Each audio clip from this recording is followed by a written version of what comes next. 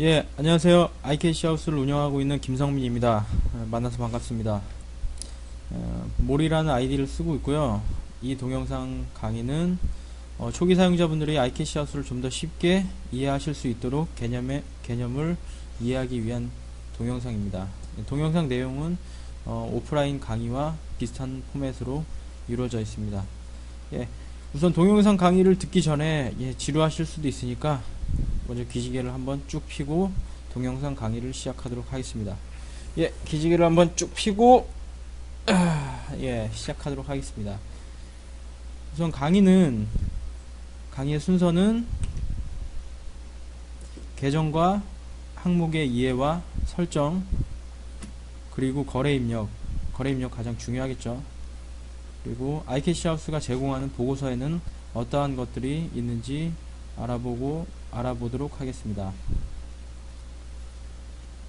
예, 우선 IKC하우스가 타 가계부와 다른 점에 대해서 어떠한 점들이 있는지 한번 이야기해보고 넘어가 보도록 할게요.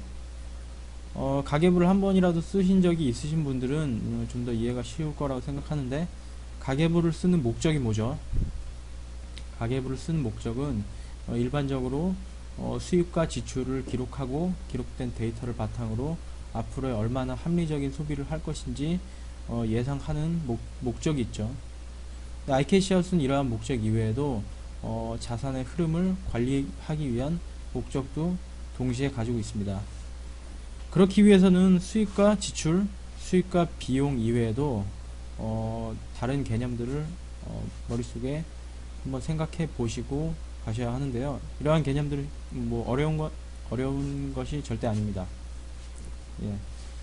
수익과 비용 이외에도 자산, 부채, 자본이라는 기본 개념을 알고 계셔야 하는데요. 이런 용어들이 좀 어려울 수도 있지만, 이런 용어들보다는 이런 용어들이 어떤 의미를 가지고 있는지만 아시면 될 것 같습니다. 예, 방금 말씀드렸듯이 수익과 비용 이외에도 자산, 부채, 자본이라는 개념이 있습니다. 우선 자산에 대해서 한번 알아보도록 하겠습니다. 자산은 어떠한 것들이 있죠? 일반적으로 생각하는 자산은 여러 가지가 있을 수 있겠죠. 현금, 그리고 각종 예금들, 적금, 그리고 보험, 펀드, 주식, 이런 금융 상품들이 있을 수 있고요. 그리고 내가 가진 집, 또 자산이 될 수 있겠죠. 차, 물론 될 수도 있겠고요. 대출금 같은 경우도 내가 쓸 수 있으니까 자산이 될 수도 있겠죠. 마찬가지로 자산이란 본인이 사용할 수 있는 모든 경제적 가치를 가진 자원을 우리는 자산이라고 이야기를 합니다. 자, 이렇게 자산 굉장히 많을 수 있겠죠. 이러한 자산 중에서 좀 다른 성격을 가진 자산이 있어요. 어떠한 것들이 있냐면, 대출금 같은 경우에는 어떻게 자산이긴 한데 언젠가 반드시 갚아야 하는 속성을 가지고 있죠. 내가 빌려왔기 때문에 언젠가 반드시 갚아야 되는 자산이죠. 즉, 다시 말씀드리자면, 자산 중에서 언젠가 반드시 갚아야 하는 속성을 가진 자산을 우리는 부채라고 이야기를 합니다. 자, 여기까지 이야기를 했는데, 그렇다면 자산 중에서 부채를 뺀 나머지 순자산을 우리는 자본이라고 합니다. 그리고 일반적으로 가계부에서 이야기한 수입이란 외부에서 끌어 들어와서 자본이 증가하는 것을 우리는 수입이라고 이야기를 하고요. 반대로 빠져나가서 자본이 감소하는 것을 우리는 비용이라고 이야기를 합니다. 자, 어렵지 않죠? 이러한 5가지 기본 개념들이 있는데, 이러한 것들을 우리는 계정이라고 이야기를 합니다. 5가지 계정은 서로 긴밀한 연관 관계를 갖고 있어요. 그렇기 때문에 이러한 연관 관계를 기억해 두시고, 이러한 것들이 뭔지만 알고 계시면 IKC하우스를 이용하시는데 좀 더 쉽게 쉽게 이해하실 수 있을 거라고 생각합니다. 다시 말씀드려서, 내가 가진 돈에서 갚을 돈을 뺀 나머지 순수한 내 돈을 우린 자본이라고 이야기를 하죠. 그리고 자본이 빠져나가는 것을 우린 비용이라고 이야기를 하고요. 반대로 자본이 증가하는 것을 우리는 수입이라고 이야기를 합니다. 자, 지금까지 계정, 5가지 계정에 대해서 한번 알아봤는데요.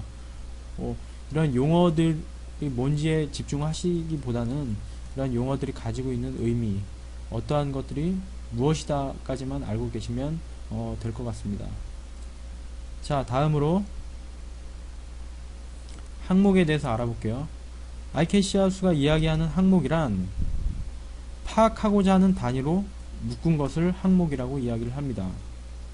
자, 이 용어가 가장 중요한데요.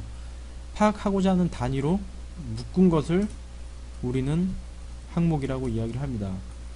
타 가계부에서 흔히 이야기하는 뭐 대분류, 소분류 뭐 이러한 것들이 있죠. 아이캐시하우스가 이야기하는 항목은 타 가계부에서 대분류에 속한다고 이야기를 할 수가 있죠. 자, 그렇다면 실제로 항목에는 어떠한 것들이 있는지 알아보도록 할게요.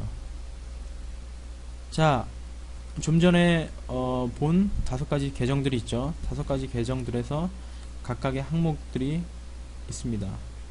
자산에는 아까 말씀드렸듯이 현금, 뭐 각종 예금들, 보험, 펀드, 받을 돈, 뭐 여러가지가 있을 수 있겠죠. 마찬가지로 다른 계정에서는 각각의 여러가지의 항목을 갖고 있습니다. 여기서 한 가지 기억해 두셔야 할 점은 항목은 파악하고자 하는 단위로 묶은 것이라고 이야기를 했죠. 따라서 이러한 것들이 기본으로 있을 수 있겠지만 자신이 파악하고자 하는 단위로 파악하고자 하는 단위로 변경해서 거래 입력을 하실 수 있습니다. 자, 보시면 이러한 비용들의 각각 여러가지 비용들이 있겠죠. 하지만 나는 이런 비용들이 전혀 필요 없다, 낭비하는 비용과 그렇지 않은 비용만 난 사용한다 라고 하시는 분들은 그런 식으로 변화시키셔도 되고요. 수입도 마찬가지로 급여와 급여 외 수입로 나누실 수도 있고요. 다시 말씀드려서 항목이란 파악하고자 하는 단위로 묶은 것이라고 이해를 하시면 되겠습니다. 자, 그렇다면 항목을 설정하는 방법에 대해서 한번 알아보도록 할게요. 실제로 아이캐시하우스에 들어오셔서, 자, 아이캐시하우스 초기 화면이 있죠. 설정에 들어가시면 이러한 화면을 보실 수 있습니다. 자, 여러가지 항목들이 있죠. 한번 변경해 보겠습니다. 신한카드를 KB카드로 변경하고 싶다 하시고 엔터를 눌러주시면 예, 변경이 됐죠. 예, 마찬가지로 다른 뭐 신한카드를 추가하고 싶다 그러면 신한카드를 바로 추가하실 수도 있고요. 순서 변경도 이런 식으로 편리하게 하실 수 있습니다. 삭제도 이렇게 가능하고요. 설정에서 각 항목들을 보시면 나누거나 합치거나 하실 경우가 생기게 되는데 고급 설정에 들어가셔서 합치거나 나누기를 하실 수도 있고요. 새로 등록된 항목에 대해서 생성일자를 통해서 각 생성일자 기준으로 항목들이 생성되는 그 시점을 정하실 수도 있습니다. 자, 지금까지 항목에 대해서 알아봤고요. 다음은 거래 입력에 대해서 알아보도록 하겠습니다.